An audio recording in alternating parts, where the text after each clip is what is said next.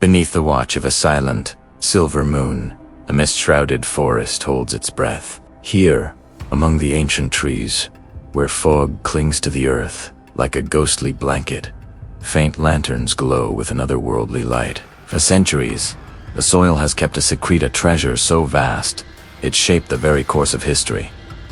But secrets, like ghosts, rarely stay buried forever. Now, as the shadows of long-forgotten soldiers fade into the night, a golden gleam pierces the darkness. The question is no longer if it'll be found, but who will claim it first. A clue, lost 4 generations, has been rediscovered.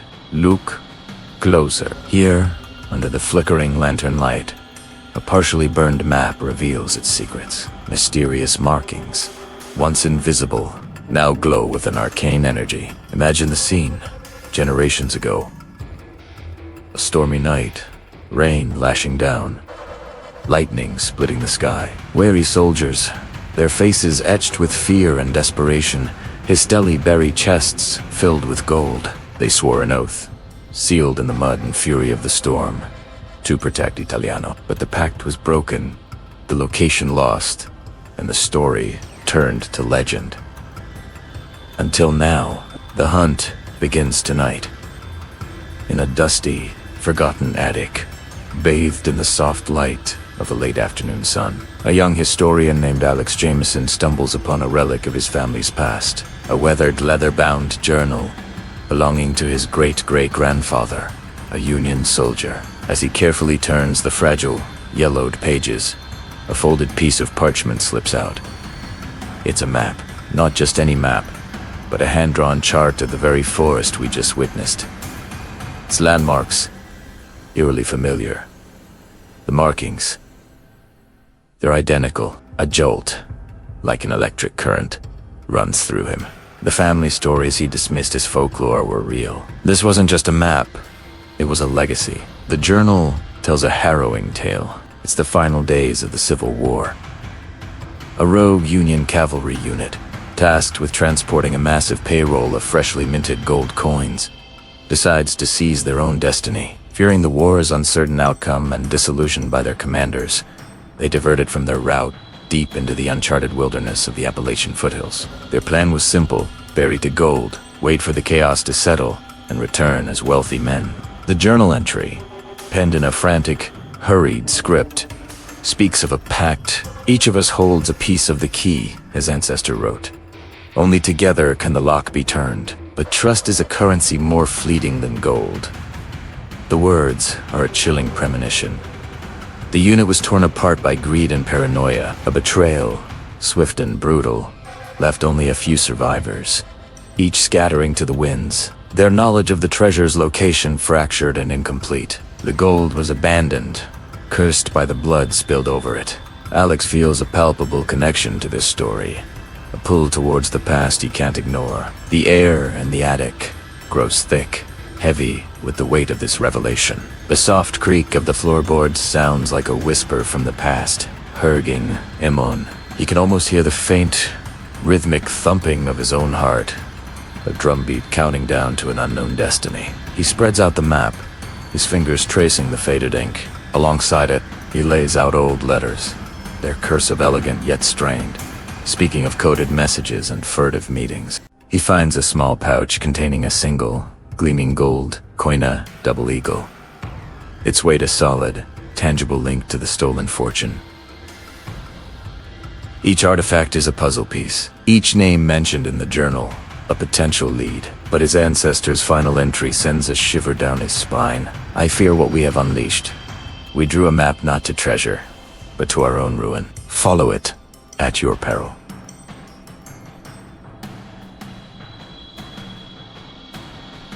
The journey begins. Alex's first stop is the local historical society, a quiet repository of the region's secrets.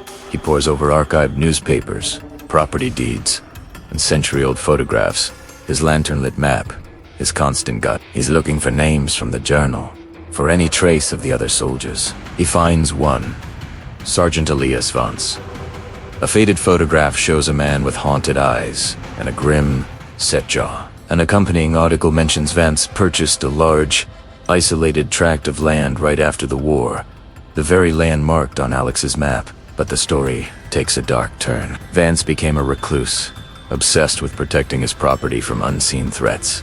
He died under mysterious circumstances, his land sold off and divided over the years. The trail seems to go cold, but Alex notices something, a symbol etched into the corner of Vance's property deed. It's a Masonic compass, identical to one of the strange markings on his map.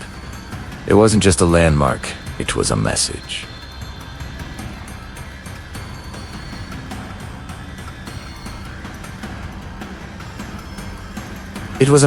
His research leads him to an old, abandoned church on the outskirts of what was once Vance's land. The journal mentioned it as a secret meeting point. The structure is dilapidated, its steeple leaning precariously, windows like vacant eyes.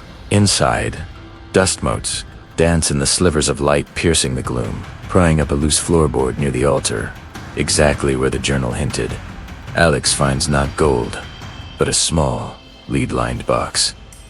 His heart pounds as he opens it. Inside is another journal, this one belonging to Sergeant Vance. His entries are paranoid, filled with cryptic verse and frantic warnings. He writes of a guardian left to protect the treasure, and of a second key hidden where the river weeps.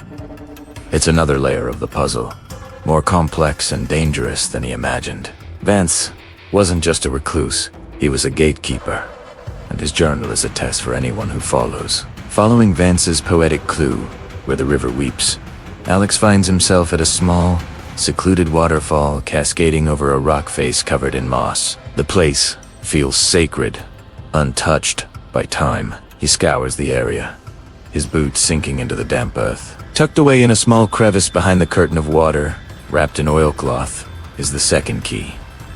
It's not a key at all, but a complex cipher wheel, a brass device used for cryptography during the war. This is the lock his great-great-grandfather wrote about. The pieces of the key weren't map fragments, but codes held by different soldiers. His ancestor had one part of the code, Vance had another. The cipher wheel is the device needed to bring them together. As Alex aligns the wheels, matching symbols from both journals, a series of coordinates emerge. It's a precise location, deep within the forest. He's closer than ever, but he's not alone. While researching at the Historical Society, a quiet, observant woman had taken note of his intense focus on the Civil War cavalry unit. Her name is Lena, and she's a descendant of another soldier from the same company. Her family has its own piece of the legend, a different story of betrayal, and a different fragment of the code passed down through generations. She has been on this hunt for years, hitting the same dead ends as Alex. Seeing his map and journal, she realizes their stories are two sides of the same coin. She approaches him not as a rival, but as a potential ally. "That treasure destroyed our families once," she says, her voice steady. "Maybe the only way to break the curse is to find it together." A fragile alliance is formed, born of shared history and mutual necessity. They're no longer just descendants, they are partners. Together, Alex and Lena venture into the forest, the coordinates from the cipher wheel guiding their way. The deeper they go, the more the woods seem to press in on them, the silence amplifying every snapped twig, every rustle of leaves. The landscape matches the old map perfectly, but it also feels wrong. They find strange carvings on trees, symbols that aren't on the map, and remnants of old traps' rusted metal jaws hidden beneath the forest floor. It becomes clear that Sergeant Vance's paranoia was not unfounded. He had turned the entire forest into a maze of deterrents, a gauntlet to protect the gold from his former comrades, or anyone else who might come looking. The suspense, it's unbearable. Every shadow seems to hold a threat. Every gust of wind sounds like a warning. They are walking into a trap set over a century ago. The coordinates lead them to a rocky outcrop overlooking a ravine. There, half hidden by overgrown vines, is the entrance to a small, natural cave. This has to be it. As they prepare to enter, a figure emerges from the trees. It's a man, rugged and weathered, holding a modern GPS device. He introduces himself as a collector of historical artifacts, claiming to have been tracking the legend of this lost gold for years.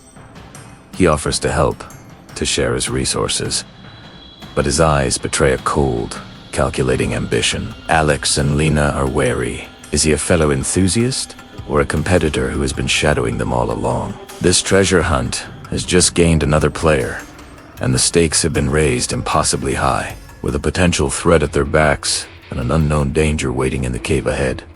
They stand at a precipice. Every clue has led them here, to this moment of truth. But they can T-shake the feeling that every step closer to the gold is also a step closer to a trap waiting to spring. Thank you so much for joining us on this incredible journey. This is only the beginning of the hunt. What lies inside that cave? And what is the true motive of the mysterious collector? Make sure you resubscribed and have notifications turned on, because you will not want to miss part 2. Hit that like button if you're as excited as we are, and we'll see you in the next episode. The fire crackles, casting dancing shadows on the worn parchment. It's more than just a map. It's a whisper from the past, a promise of a fortune lost to time. My name is Alex, and for as long as I can remember, I've been chasing ghost stories of forgotten treasures and the legendary figures who hid them. This one feels different. The legend of the Serpent's Eye Diamond, hidden by the notorious river baron, Silas the Serpent Croft, has been a local fairy tale for centuries. But this map, found wedged in the spine of an old almanac, feels real. Too real. The ink is faded, the lines drawn with a trembling hand, but the landmarks are unmistakable, even after 200 years. See this. The weeping willows bend on the crimson river. And here, Three Sisters Hills. They're all still there, just waiting. The map is a puzzle, a series of riddles tied to nature. Where the mountain weeps, follow the tears to the old man's gaze. I've spent weeks poring over geological surveys and historical records. The mountain's tears must be the series of small waterfalls on the western face of Blackwood Ridge. And the old man's gaze, there's a rock formation up there, known locally as the Old Man of the Mountain. It's a starting point. The air is already getting thin as I ascend the ridge. Every rustle of leaves, every snap of a twig, puts me on edge. I know I'm not the only one who's heard the whispers of the Serpent's Eye. Croft was a ruthless man, and his legend has attracted equally ruthless hunters for generations. The map is my advantage, but it's also a target on my back. The forest is quiet. Too quiet. It feels like it's holding its breath. Watching me, I can't shake the feeling of being followed. Paranoia is a treasure hunter's constant companion, but this feels different. It's a cold certainty at the base of my spine. Up ahead, the waterfalls, the mountains, tears. They cascade down the rock face, shimmering in the dappled sunlight. It's beautiful, but I have no time for sightseeing. The riddle says to follow them. I trace their path downwards, my boots slipping on the slick, moss-covered stones. The air grows cooler, thick with the smell of damp earth and decay. The path leads me to a small, almost hidden cave entrance, obscured by a curtain of ivy. This has to be it. My heart is pounding a frantic rhythm against my ribs. This is the moment every hunter dreams of, the threshold of discovery. The second part of the riddle clicks into place. Beneath the old man's gaze, where the sun dares not tread, the cave.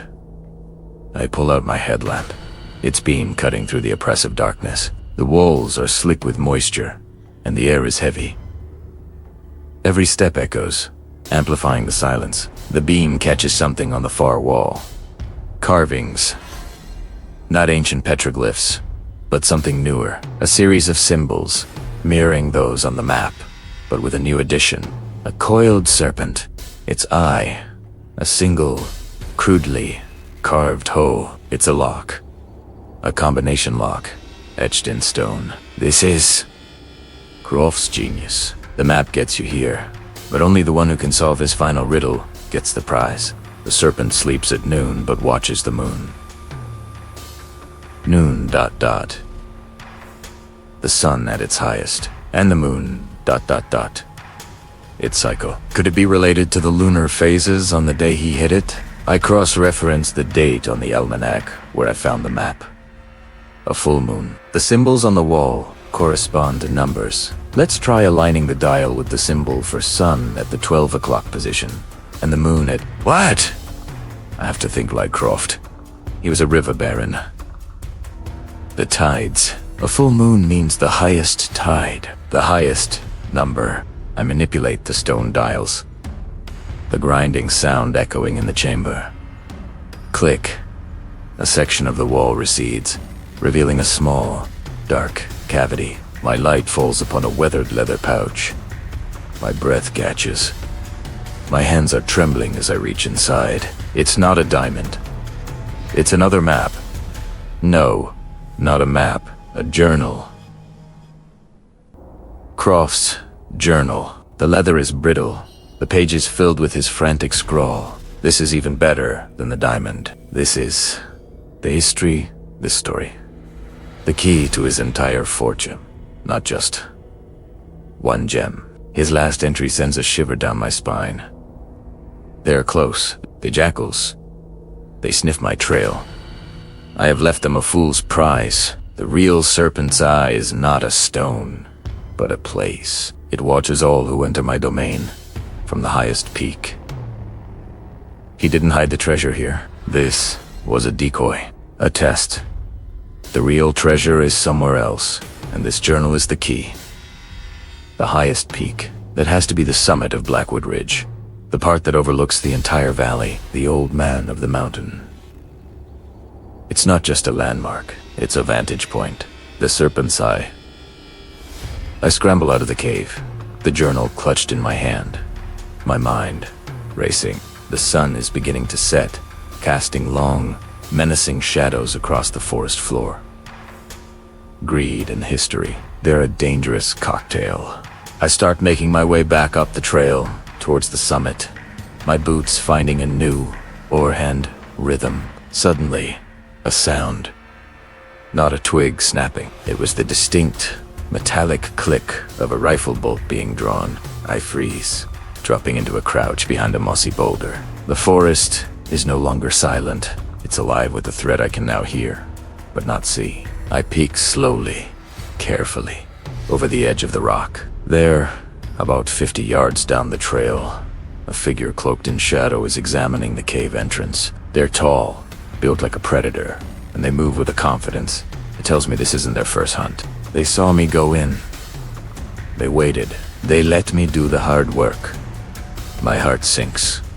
They weren't following me. They were ahead of me. They know this forest. This is their territory. I have Croft's journal, the ultimate key. But they have the home field advantage. The light is fading fast, and the game has just changed. It's no longer a race against history. It's a battle for survival. And as I watch the rival hunter disappear into the cave, I know they'll be coming for me next. The real hunt has just begun. Thank you for joining me on this adventure. If you're on the edge of your seat like I am, make sure to subscribe and hit that notification bell so you don't miss what happens next. You won't believe where this journal leads. Stay safe and stay curious. The mist clings to us, a silent, gray shroud that swallows sound and steals the warmth from our bones. Out here, the world shrinks to just a few feet in every direction. Every twisted branch looks like a grasping hand, every shadow a waiting predator. We move with a practiced quiet, each footstep a deliberate, calculated placement on the damp earth. The air is thick, heavy with the scent of pine and decay, so dense you can almost taste it. This is the hunter's world, a place of patience, instinct, and unwavering focus. Our breaths cloud in front of us, merging with the fog. Communication is reduced to hand signals, a silent language we've perfected over years of tracking together. A raised fist means stop, a flat palm, hold position, a pointed finger. A sign, there's a fresh track here, barely visible in the mulchy leaf litter. It's recent, the edges are still sharp, not yet softened by the persistent drizzle. Our quarry is close, and it knows we're here. The forest itself seems to hold its breath, a tense stillness that heightens every snap of a twig, every rustle of a leaf. We press on, deeper into the labyrinth of ancient trees. Their massive trunks rise like pillars of a forgotten cathedral, disappearing into the milky white ceiling above. The ground becomes treacherous, a tangled mess of exposed roots that snake across the path like tripwires. One wrong step could mean a twisted ankle, a loud fall, a premature end to the hunt. We navigated like a minefield, our eyes scanning not just ahead, but down, up, and all around. Survival out here is about total awareness. A massive fallen giant blocks our path. Its musk-overed trunk as wide as a car. Going around it would take too long, creating too much noise and taking us off the trail. The only way is over. I find a foothold in the bark, my fingers digging into the damp wood for grip. As I hold myself up, my heart pounds in my chest, a steady drum against the silence. From the top, the view is no better. The mist is just as thick. The forest just as imposing. It feels like we're adrift in a gray ocean, with no land in sight. My partner follows, his movements as fluid and silent as a cat. We drop down on the other side, landing softly on a bed of pine needles. The tracks are here again, clearer now. The creature is moving with purpose, not fleeing in panic. It's leading us. The thought sends a shiver down my spine that has nothing to do with the cold. This isn't just a simple track and follow. This is a chess match, and the board is this entire, unforgiving wilderness. Every shadow hides a potential threat. A flicker of movement in the periphery makes me freeze. My hand instinctively going to the rifle slung over my shoulder. It's just a bird, startled from its perch. I let out a breath I didn't realize I was holding. The constant tension is draining. A mental marathon that tests your will as much as your physical endurance. Your mind starts playing tricks on you. You see shapes that aren't there, hear sounds that don't exist. You have to learn to filter the real from the imagined, to trust your gut when it screams danger. Suddenly, my partner signals. Stop. He points to the ground, just ahead of my next step. I look down and my blood runs cold. A snare, cleverly hidden beneath a thin layer of leaves. A loop of wire anchored to a bent sapling, ready to spring tight around the leg of anything that steps into it. It's not one of ours. It's crude, but effective. We're not the only hunters in these woods. The game has just changed, and the stakes have been raised exponentially. We backtrack, carefully, scanning the ground with renewed intensity. Who set this trap, and for what? Or for whom? The forest no longer feels neutral. It feels hostile. We are no longer just hunters. We are also the hunted. Every step now is fraught with a new kind of danger. We are intruders in someone else's territory, and they've made it clear we are not welcome. The trail leads us toward a narrow ravine, a dark scar in the earth. The only way across is a fallen log, slick with moisture and moss. It's a natural bridge, but a perilous one. A fall from here would be disastrous. The mist is thicker in the ravine, coiling like smoke, obscuring what lies at the bottom. We have no choice. The tracks lead across the log. Our quarry is testing us, forcing us into more and more precarious situations. I go first, my boots struggling for purchase on the slick bark. I don't look down. I focus on the other side, my arms out for balance, taking one slow, deliberate step after another. The log groans under my weight. Halfway across, I hear a sound from the trees on the far side. A low growl. It's not the animal we were tracking. It's something else. Something watching, waiting. My heart hammers against my ribs. I pick up the pace, my careful steps becoming a desperate scramble to reach solid ground. I leap the last few feet, landing hard but safe. I turn, rifle ready, and motion for my partner to follow, scanning the dense woods for the source of the growl. The forest is silent again, but it's a predatory silence now, filled with unseen eyes and unknown intentions. This hunt has become a fight for survival. We abandon the original trail. The risk is too great. Our new objective is simple.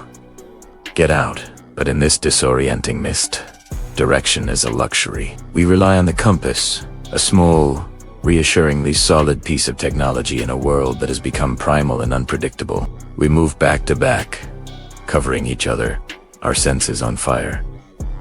The snapping of a twig is no longer just a sound. It's a potential location, a direction of attack. The air grows colder. The light begins to fade. the gray mist taking on a darker, more ominous hue.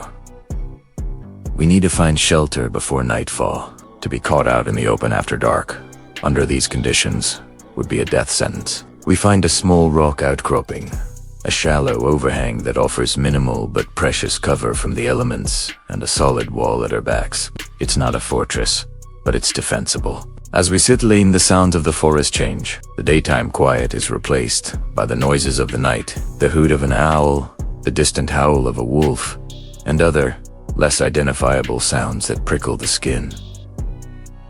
We don't light a fire. The light would be a beacon, advertising our position to whatever is out there in the dark. We eat our rations cold, the silence between us heavy with unspoken fears. Sleep comes in short, fitful bursts. One of us, always on watch, peering into the inky blackness, straining to see past the reach of our own vision. Every rustle, every whisper of the wind through the trees is a potential threat. The night feels endless, a long, dark tunnel with no promise of dawn. This is the true test of a hunter. Not just the chase, but the endurance. The ability to withstand the fear, the cold, the exhaustion, and to still be ready when the moment of truth arrives. When the first hints of gray finally seep back into the sky, it's like a resurrection. We survive the night. The mist is still there, a constant companion, but the return of light brings a sliver of hope. We packed our gear, our movements stiff from the cold and the cramped space. The mission is unchanged. Get out. We set off, not with the quiet confidence of a hunter, but with the grim determination of a survivor. The forest seems different in the morning light. The shadows are less menacing, the trees less like monsters, but we know the danger is still here, hidden, waiting. We move faster now, pushing our weary bodies, driven by the primal need to escape. We are no longer playing a game. We are running for our lives. This wilderness has tested us, broken Usadon, and forced us to confront our own limits. And we know, even if we make it out, a part of us will be left behind in this misty, haunted forest forever. This is the story of the hunt, but it's also the story of being hunted. Thank you for joining us on this intense journey. If you appreciate this kind of immersive storytelling, please consider liking this video and subscribing to our channel for more adventures from the wild. Stay safe out there. The old map felt like brittle leaves in my hands, its secrets whispered on the wind for centuries. We'd followed its cryptic clues for weeks, across treacherous mountain passes and through forests so dense the sun was just a memory. It spoke of a hidden valley, a place shielded from time, where a treasure beyond imagination lay sleeping. And now, here we were, standing before a sheer rock face that, according to the map, was the final gate. 4 days, we scoured every inch of the cliff. Doubts started to creep in, cold and unwelcome. Had it all been a wild goose chase? A madman's fantasy etched onto parchment. Just as our hope was starting to fade, Liam, my oldest friend and the most eagle-eyed among us, let out a sharp gasp. "Here! Look!" he yelled, his voice echoing off the stone. He was pointing at a cluster of rocks near the base of the cliff, almost completely obscured by overgrown vines. As we tore them away, we saw it. Etched into the stone were markings, faint but unmistakable. They weren't natural formations. They were symbols, glowing with a soft, ethereal light that seemed to pulse like a slow heartbeat. They matched the final glyph on the map perfectly. My own heart hammered against my ribs. This was it. The air grew thick with anticipation. With a combined effort, we pushed against the marked section of the wall. At first, nothing, just solid, unyielding rock. We pushed harder, grunting with the strain, our muscles screaming in protest. Then, with a deep, grinding groan that sounded like the world was waking from a long slumber, the rock began to move. Slowly, a dark opening was revealed, a gaping mouth in the side of the mountain, a cool, damp air, smelling of earth and something ancient. Wased, Oberua. It was a Kabe, a secret passage hidden from the world. We hesitated for only a moment, exchanging a look that spoke Valusa, mix of fear and exhilarating excitement. This was the point of no return. Switching on our headlamps, we stepped across the threshold, leaving the familiar world behind. The darkness inside was absolute, swallowing the beams of our lights just a few feet ahead. The ground was uneven, slick with moisture. The only sound was the steady drip. Drip. Dripped water from unseen stalactites. Each drop a tiny drum beat, counting the seconds in this subterranean world. We moved cautiously, single file, our hands brushing against the cold, damp walls. The passage twisted and turned, descending deeper and deeper into the earth. It felt like we were walking down the throat of some colossal, sleeping beast. The air grew colder, and the silence was so profound it felt heavy, pressing in on us from all sides. After what felt like an eternity, the narrow passage opened into a vast cavern. Our headlamps struggled to illuminate the sheer scale of the place.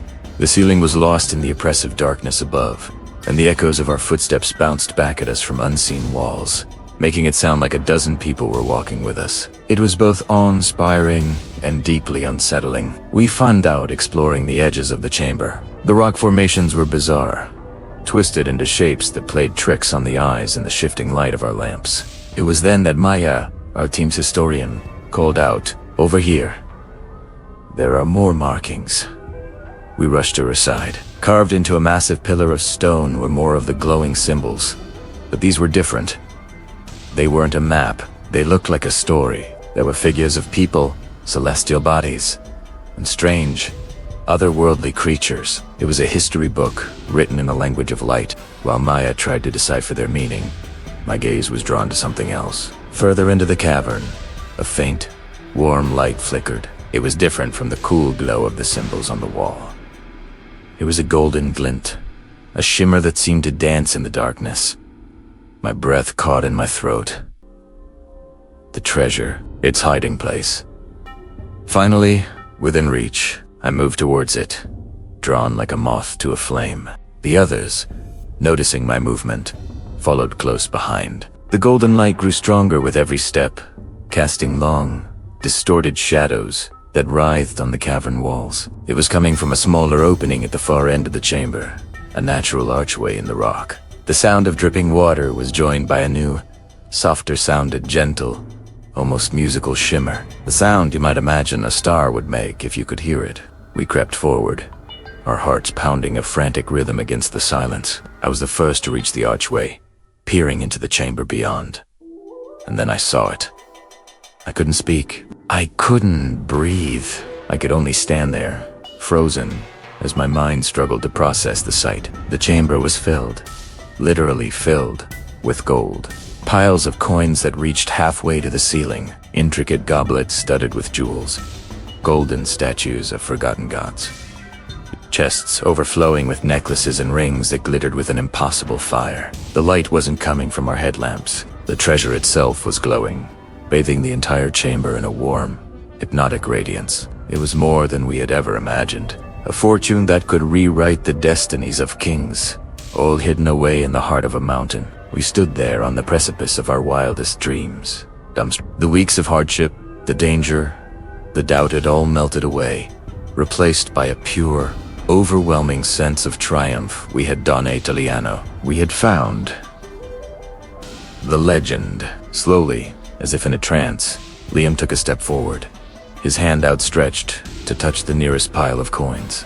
But as his fingers neared the glittering hoard, a sound from the deep shadows of the chambers stopped him dead. It wasn't a dripping of water.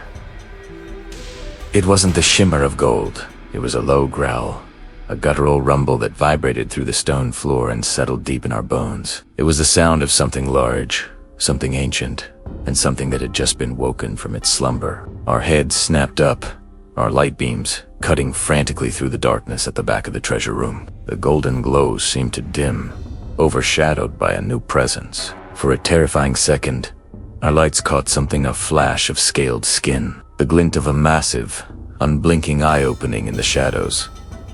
We weren't alone in the cave. We had found the treasure, yes, but it seemed we had also found its guardian, and it was not happy to see us. A chilling realization washed over me as a huge, dark shape began to uncoil from behind the mountains of gold. We hadn't just discovered a treasure. We had walked into a lair. Thanks for watching. If you're on the edge of your seat and need to know what happens next, make sure you hit that subscribe button and ring the notification bell. You won't want to miss the next part of this adventure. See you then. Hey Brianne, and welcome back to the journey. Last time, we finally decoded the star chart, the ancient map that pinpoints the location of the Sunstone of Ethel. It's been a wild ride, piecing together clues from forgotten texts and navigating treacherous landscapes. We knew this final leg wouldn't be easy, but honestly, I wasn't prepared for just how quickly things would escalate. The whispers of this treasure have traveled far, and it seems we're not the only ones who've been listening. Just as we reached the entrance to the Serpent's Maw, the cave system where the Sunstone is said to be hidden, we heard it. The snap of a twig, too deliberate to be an animal. My heart hammered against my ribs. We froze, listening. Then, a voice cut through the silence, cold and familiar. Going somewhere, Alex? It was Marcus Thorne.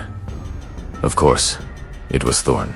He has been a shadow on our heels since we first found the inscription back in the old library. A rival historian whose ambition always outweighed his ethics. He wasn't alone. Two others flanked him, their faces grim, their intentions clear. They didn't have the knowledge to find this place on their own, but they were more than happy to let us do the hard work for them. There was no room for negotiation. We had to run.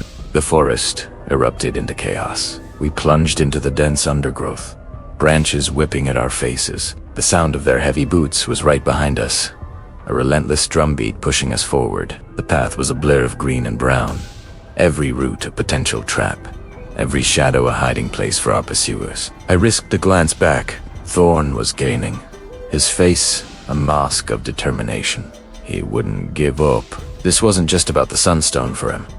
It was about beating me, about proving he was better. We scrambled up a rocky embankment, loose stones skittering down behind us, hoping to slow them down. It was a desperate, adrenaline-fueled race against time and greed. The entrance to the Serpent's Maw was our only hope, our only sanctuary. We burst into the cave, the air instantly growing cool and damp. The sounds of the forest faded, replaced by the echo of our own ragged breaths and the drip, drip, drip of water from the stalactites above. It was a labyrinth of stone, and for a moment, we were safe. We took a second to catch our breath, our flashlights cutting beams through the oppressive darkness. The star chart was our guide now.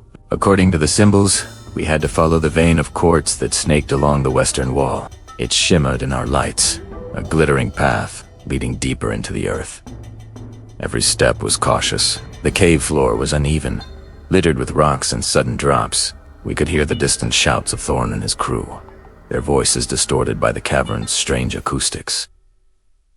They were in here with us. The sanctuary was also a trap. The quartz vein led us to a chasm, a gaping black rift in the cave floor. It was at least 20 feet across. A single, ancient rope bridge spanned the gap, swaying ominously in the draft. It looked like it could fall apart at any moment. There was no other way. I went first, testing my weight on the creaking planks. The ropes groaned in protest. I kept my eyes fixed on the other side, not daring to look down into the abyss. Each step was a prayer. Halfway across, I heard them. Thorne and his men had reached the chasm, nowhere left to run. He yelled, his voice echoing with triumph. I scrambled the rest of the way, turning just in time to see my partner start there, crossing as Thorne stepped onto the bridge himself. We had to do something. Thinking fast, I grabbed my knife and started sawing at the rope anchoring the bridge on our side. The fibers began to fray, one by one. The bridge gave way with a deafening snap. Thorne yelled in surprise, clinging to the swaying remnants as the chasm tried to claim him. His men were trapped on the other side, helpless. We didn't wait to see what happened next. We ran, deeper into the darkness.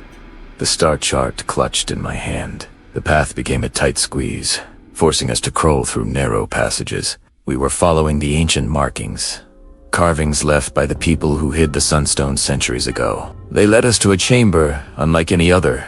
The walls were covered in intricate carvings, depicting constellations and celestial events, and in the center of the room, On a stone pedestal was a small, ornate chest, gold filigree wrapped around dark, polished wood. This was it, the culmination of our entire quest. My hands trembled as I reached for the lid, but as my fingers brushed against the cool metal, a new sound echoed from the tunnel behind us. Footsteps. Loud, confident footsteps. How? It wasn't possible. A figure emerged from the shadows. Not Thorn, but someone else. A woman with piercing eyes and a wry smile. "Impressive," she said, her voice smooth as silk. "You led me right to it." Marcus was just a convenient distraction. She held a small, sophisticated device, a scanner of some kind. She hadn't needed the map. She just needed us. My blood ran cold. We had been played. We had walked right into a far more clever trap. She stepped forward, her hand outstretched. "Now, be a dear and step away from the chest. You've done quite enough." History repeats itself, doesn't it? The same lust for power, the same betrayals that led to the Sunstone being hidden in the first place were playing out all over again, right here in this forgotten cave. We were cornered. Behind us, the prize of a lifetime. In front of us, an enemy we never even knew we had. She took another step closer, her smile widening. The gold, the glory, it always brings out the worst in people, doesn't it? She was right. Greed has consequences, and right now, we were staring them in the face. The chase through the forest, the collapsing bridge. It was all part of her plan. We were just pawns in her game. The air grew thick with tension. Every muscle in my body was coiled, ready to spring. The woman, this new, formidable rival, kept her gaze locked on the chest. Her eyes glittered with the same avarice I'd seen in Thorn's. Lanterns we had placed around the chamber flickered, casting long, dancing shadows that made the room feel alive and menacing. Suddenly, she lunged. Not at us, but at the pedestal. In the chaos, a lantern was knocked over. It crashed to the stone floor, flames licking at the dry moss that grew in the crevices. The fire spread with alarming speed. We scrambled for the star chart as it slipped from my grasp, its precious parchment skittering dangerously close to the flames. The metallic clink of the chest's latch echoed as the woman tried to pry it open, ignoring the growing danger. The chamber was filling with smoke, the heat becoming unbearable. Through the haze, I could see the chest was partially open. A brilliant, golden light spilled from within, pulsing like a heartbeat. It was more beautiful and more powerful than I ever imagined. But we were running out of time. The fire was closing in, the ceiling above us groaning under the heat. We were trapped between a raging fire and a ruthless adversary who was moments away from seizing the legendary Sunstone. The tension was at its absolute peak. The chest was nearly uncovered, its light a beacon in the swirling smoke and chaos. What happens next? You'll have to join us in the next video to find out. Thanks for watching this far. And if you're enjoying this adventure, please hit that like button and subscribe so you don't miss the thrilling conclusion. See you next time.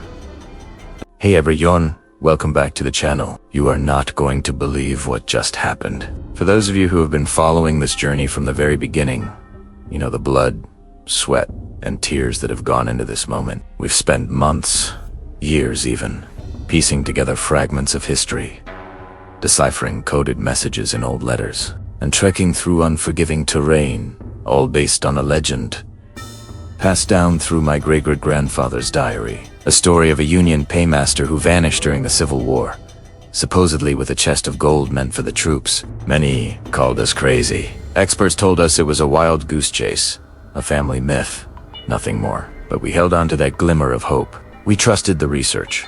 We trusted the process. And most importantly, we trusted that feeling deep in our gut that told us we were close.